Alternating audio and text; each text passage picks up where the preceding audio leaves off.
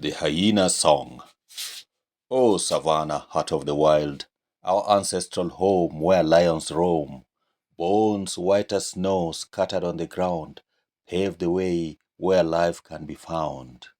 In the heart of the wild where lions roam, we return to the savannah, our ancestral home. Bones white as snow scattered on the ground, they pave way where life can be found. Ha ha ha ha ha ha. Ha ha ha ha ha ha. A symphony of laughter in the air. We dance with the hyenas without a care. Ha ha ha ha ha ha. Under the moonlit sky, we sing and play. Return to the savannah where joy finds its way. Valleys stretching wide, where spirits reside. Their whispers echo in the winds that glide. Water flows from dead trees, a gift from the past, quenching the thirst of each creature amassed. Ha ha ha ha ha ha. A symphony of laughter in the air. We dance with the hyenas without a care. Ha ha ha ha ha ha. Under the moonlit sky, we sing and play. Return to the savannah where joy finds its way. In this untamed paradise, we find our bliss. Side by side, the hyenas and the lioness. Together we thrive in this rhythmic embrace. Nature's symphony, echoing through time and space. Ha ha ha ha ha ha. A symphony of laughter in the air. We dance with the hyenas without a care. Ha ha ha ha ha ha. Under the moonlit sky, we sing and play. Return to the savannah where joy finds its way. Oh, how happy are the hyenas as they roam. In the savannah, they have carved their own home. Ha ha ha ha ha ha. With each joyful moment, the laughter will soar, returning to the savannah forevermore. Stop it, commanded Prince Lion. That is a sickening song of homesickness. Ogila the hare added a line to his magical chant. Rain or sunshine, bees or flies, bones or hyenas, sea or land. The north is our destination, chorused the animals. Grandma Tatas came forward in confident steps and said, I know what we are going to do. The animals gathered around her, seeing her as the greatest hope for Christmas since Karhu invited them to the north. I was with Moses when he divided the sea, she said. There was silence. I also have the rod and the magic words he used. Drumbeats, trumpets, roaring, whistling, hissing, and piping filled the air. Moses was a wonderful man and a fine magician, went on Tatas. He learnt about the art of dividing the sea from the savannah. When the earth divided into many pieces, which we now call continents, the animals were cut off from a huge chunk of the land by the seas. But there was no means of transport on the water. Those floating pieces of wood that men called ships had not been made. It was the art of dividing the sea that made it possible for people to spread all over the earth from the savannah. Moses cut the rod from the sun tree and used it to divide the sea for people who were going on holiday in Canaan. He was in that trade for a long time, and the Pharaoh of Egypt didn't like it. Now, when the Israelites in Egypt wanted to go on holiday and leave their work unattended, the Pharaoh refused. But Moses was stubborn in his trade. It was better seeing a whole population on holidays than obey the Pharaoh. The Pharaoh announced that Moses was the most wanted man, and whoever captured him would have the whole of River Nile. You see, Grandma Tortoise said, rummaging through her bag. After dividing the sea, Moses didn't want the road because it would tempt him to cross back to Egypt. And you can imagine what would happen if he did that. I was with him in Canaan, and I needed the road then to come back to the savannah. So I took it. It belonged to the savannah anyway. Who else had used it? Asked curious squirrels, desiring to hear more stories. The first people to use it were the northerners, the ancestors of Karhu the bear. Ofino Owino, son of Osuome, was the great ancestor who led the people to the north, and when he became old, he passed the road to the young Vaino. Vaino stayed for a long time without marrying, and later he had problems finding a suitable bride. His people were the first to leave the savannah, and we are actually following in their steps. We are keeping to the path. And now, Grandma Tatas brought out the road, and the animals gasped in excitement. It was a smooth, shining stick with decorations, pictures of animals, and signs on it.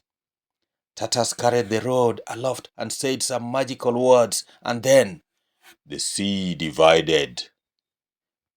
There before the animals was a highway on the seabed. The animals stooped onto the dry highway, heading to the north, and the waters were a wall to them on the right and on the left, and a windbreaker in front and behind. And because there was nobody pursuing them, the animals sang happy songs that echoed on the walls and all the way to the shores in front and behind.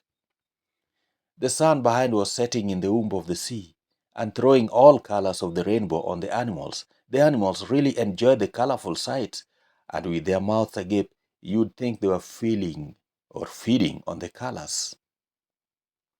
The walls were like glass panes of a vast aquarium, through which they could see the graceful dolphin playing and dancing to the sound of distant waves. The seals on some island rocks basked in the weak sunlight. The sharks hunted and ate greedily, setting the fishes on a flight as speedy as that of a flock of migrating birds. Some animals of the sea came close to the sea highway. "What a long caravan," said the whale, peering at the animals through the wall of the water. "And heading in the wrong direction." "What do you mean?" asked Prince Lion. "It is rather cold where you are going. I'm going to the south myself." "It is the cold that we want," said the lion, "for we are going to visit Bear in the snow, a friend that we seek to know." "And what creature is that?" he asked, pointing to the elephant with his fins. "That is the elephant, the hefty one who walks side by side with the daring rhino." The lion introduced the giraffe and the hippo too, so as to scare the whale in case he wanted to attack the animals. But the whale was only curious. "What is it that he is carrying?" he asked, edging closer to the elephant. "It is so pleasantly warm." "That, my friend, is the forge where gifts are made," said Prince Lion. "Welcome to the forge," said the hare. "We are warm-blooded animals, and we also carry warm things with us." Many sea animals crowded around the forge. "Aha," said the whale, "we may need to turn the forge into a sauna where heat is made. It is so cold, isn't it?" The animals of the sea replied, "Yes, it is." "Then let's turn northwards and stay close to the forge," said the whale. Some sea animals said yes, while others said killer, yaw, ya, yep, yaw, oi, si, ken, ne, ni, da, e, iye, nin, according to their many tongues. Their words made the savannah animals have a hearty laughter, for some of their words for yes meant no in the savannah tongues, while others were just funny. All the sea animals kept the savannah party company, staying close to the forge. When the party reached dry land again, Grandmother Tatas carried her rod aloft, and the walls joined, and the sea became one again. The sea animals were disappointed, for they had to leave the warmth of the forge on the shores. How they wished they could join in the trek on the land. They looked tearfully as the savannah animals walked away. They had become such warm friends. "Long time ago," Grandmother Tatas explained, "the sea animals had made a pact with the sea to keep her company, and the sea in turn would provide for all their needs. If the sea left them, she would die, and if they left the sea, they too would die. No one wanted to die, so the sea was always there, and the whales, the dolphins, and other residents always kept to the sea or very close to her. Only in a few cases would some fish land in a beach or jump out of the water. But that was when they wanted to commit suicide. Grandma, asked the curious squirrels, do the sea animals commit suicide? Yes, it is not common, but just a fish. But sometimes a fish jumps out of water and dies just like a human jumps into the water and dies. The squirrels were quite puzzled by this. The sea was so beautiful that they couldn't understand how a resident would want to leave it for good. Ogila the hare asked the grandma to give him the rod, and he studied it in his workshop. He fondled its smooth surface and marveled at the decorations. I'm going to use some of these decorations on a gift, thought Ogila. Then he was struck by some discovery. The decorations were so similar to the ones in the Legend of the Sun.